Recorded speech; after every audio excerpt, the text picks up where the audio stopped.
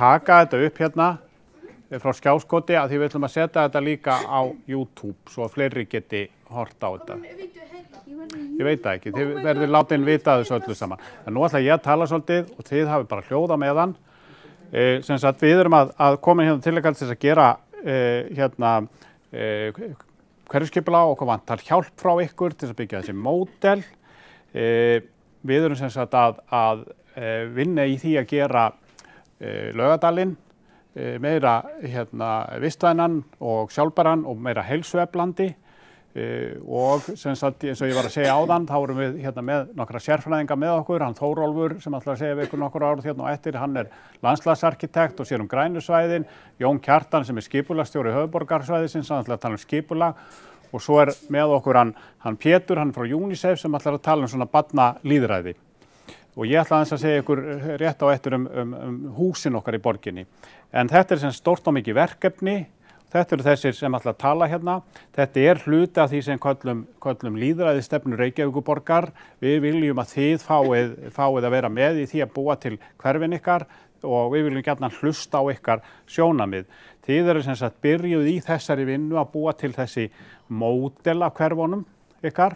Við erum búin að gera þessa vinnu í mörgum skólum. Þetta nokkur ára gömul mynd frá ofan á Breiðholti, Efra Breiðholti.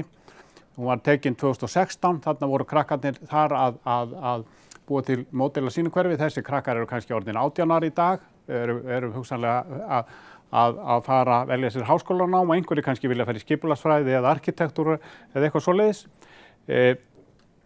Sem sagt, við ætlum að búa til svona líkön í öllum 4 skólum í Laugardalnum. Það er Laugarnesskólinn, Laugalækjarskólinn, Langholtsskóli og svo ykkar skóli, Vogaskóli. Og þegar að við erum komið með þessi módel, þá fáið þið tækifæri til þess að koma framfæri ykkar skoðunum breytingar og alls konar hugmyndir eða þurfum með hugmyndir hvað má betur fara í ykkar hverfum og síðan söfnum við öllum þessum módelum saman í stóru rými þarna undir stúkunni í Laugardal, sýnum þetta. Þið komið þarna og heimsækið og segið ykkar skoðanir, líka foreldrar ykkar og aðrir íbúar. Þannig að þetta verður svona eins og við köllum þetta svolítið lýðræðishátíð þarna sem fer fram 28. mars til 1. apríl og þá hægt að segja sína skoðanir. Við verum líka með í gangi netsamráðskönnun sem við viljum gjarnan að þið takið þátt í. Það við erum að spurja sem sagt hvernig þið notið almenningsrýmin, það er að segja grænu svæðin og hvernig þið ferðist hverfið. Það er að fara inn á þessa könnun í gegnum heimasíðun okkar, hérna slóðin, en líka ef þið farið inn á hverfiskipulag.is, gjarnan að ræða þetta aðeins við foreldra ykkar, hvernig hvað má bæta í hverfunum. Og nú ætla ég að hoppa yfir í næstu glæru, býð örlítið, hvar var þetta?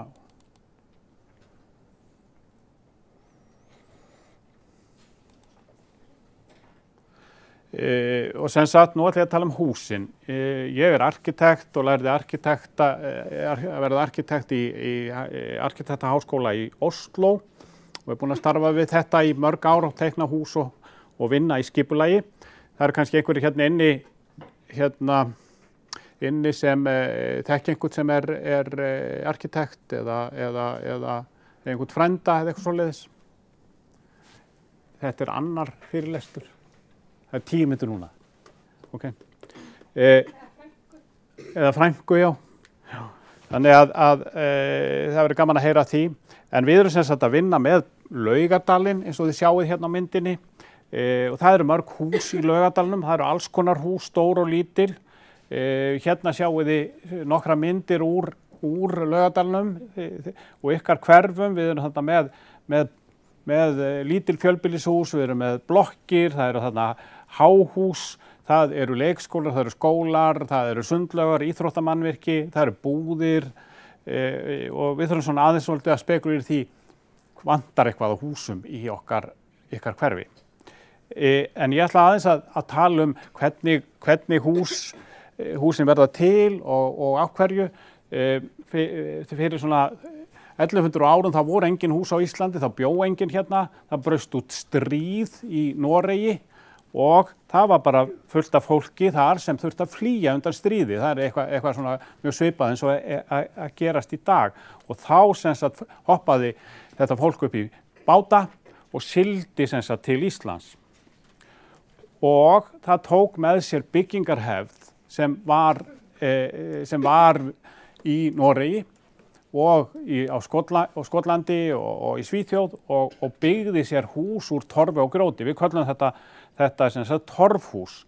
Hérna er sem sagt eftirlíking af víkingaskála sem talin svona, hafi verið byggður rétt fyrir árið 1000. Eiríkur Rauði, pabbi Leifs Eiríkssonar, byggði þennan skála, hann flutti síðan til Grænlands. En Íslendingar bjuggu í svona torfhúsum í nærri 1000 ár. Það er að segja frá því 900 og þangað til 1900. Það finnast ennþá svona torfhús, til dæmis upp á Árbæjarsafni. Þarna er mynd af Keldum og Rangavöllum sem er mjög falleg svona gömul torfhús. En Íslendingar voru yfirleitt bara bændur og svona vinnuhjú og megnið af fólkinu bjó út á landi á sveitabæjum og nánast ekkert í neinum bæjum og í svona húsnæði. En við ætlum aðeins að skreppa út í heim og skoða svona fyrstu húsin og þá förum við til Afríku. Það talið að þar sé svona upphaf, maðurinn hafi orðið til þar og fyrstu húsin, það eru svona, það sem var skógur, það bjuggu mennirnir og konurnar til svona tjöld úr greinum og laufi, settu kannski dýrahúðir á þetta til að skýla sér fyrir vatna, veðri og vindum og svo voru hellar líka. Það finnast hellaristur eldgamlar sem segja okkur til það hvernig fólk lifði á þessum tíma. En húsin okkar, þau hafa þróast út frá tveimur aðal ástæðum. Það er annars vegar einhverja aðstæður á einhverju landi eða stað. Það er eitthvað byggingarefni til þar, það er timbur eða steinn eða leir og svo veðurfarið, það mikið að segja. Hérna sjáu þið nokkrar gerðir af húsum sem eru frá mismunandi löndum og aðstæðum. Þarna snjóhús, þarna torfbær, þarna svona stólpahús sem í hitabeltinu. Það er gott að vera í stólpahúsin sem lyft upp þegar kemur rosalega mikil svona monsúnrigning og allar slöngurnar þarna fara að skríða. Og á mjög heitum svæðum, til dæmis í Norður-Afríku, þá gott að hafa hús úr þéttu efni og með litlum gluggum af því að sólin svo svakalega sterk. Menn fóru að byggja háhús og mikil hús. Hérna er Babelsturnin sem meira að tala í fyrstu Mósebók og átti að vera hæsta hús í heimi og svo píramídar. Þetta voru ekki bjó enginn í þessum húsum, heldur voru þetta svona hús fyrir guði. Hér er þessi frægi Gísa-píramídi sem er 4500 ára gamall og var á sínum tíma hæsta bygging í heimi. Svo erum við með svona hús eins og þetta sem heitir Parthenon og er í Aþenu. Þetta hús er 2500 ára gamalt og það bjó enginn í því, heldur bara þetta hús fyrir svona guði. En það stendur enn þáttur að það hafi orðið fyrir jarðskjálftum og óveðrum og stríðum. Það verið skotið á þessa byggingu. Svo erum við með svona hús eins og skakkaturnin í Písa sem fór að halla strax eftir að hann var byggður. Og það tókst einhverjum 800 árum seinna að stoppa hallan. Það var alveg að leggjast á hliðina. Síðan erum við með svona skrítinhús. Hérna er sem sagt eitt hús sem í Vínaborg, arkitektinn heitir Hundertwasser og annað í Barcelona. Þetta eru svona mjög skrautleg hús, hérna eru fleiri hús eftir frá Barcelona, ef einhverjir hafa komið þar. Við Íslendingar, eins og ég sagði áðan, bjuggum mestmegnis í torfhúsum mjög lengi. Fyrsta svona alvöru steinhúsið, það Viðeyjarstofa sem út í Viðey, byggt þarna 1755 og svo förum við að byggja svona timburhús og þau hús sem við þekkjum í dag. Það hérna voða falleg steinkirkja við Þingeyri, norður í landi.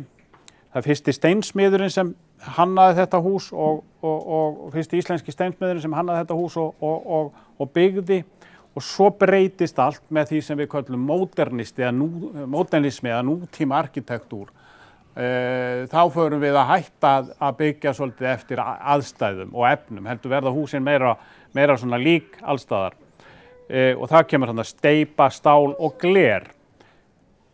Menn fara að byggja svona glerhýsi, háhýsi.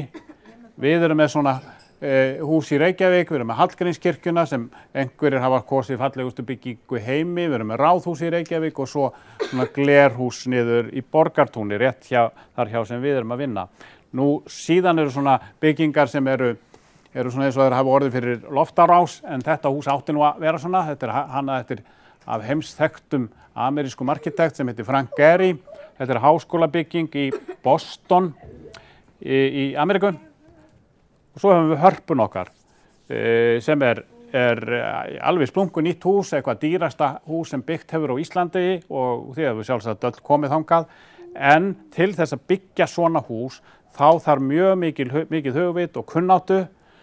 Það þarf mjög marga arkitekta og verkfræðinga. Þeir skiptu hundruðum sem unnu við þessa hönnun. Hérna sjáið þið arkitektana.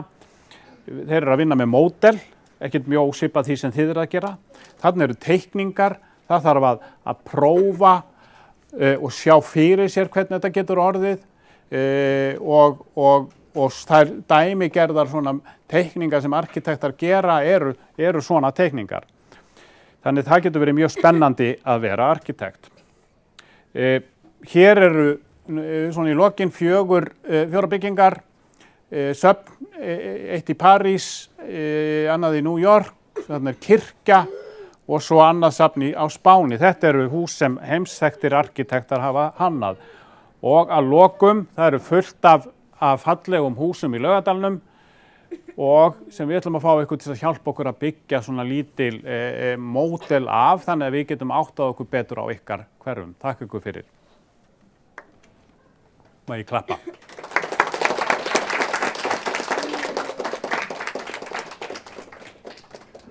Og þá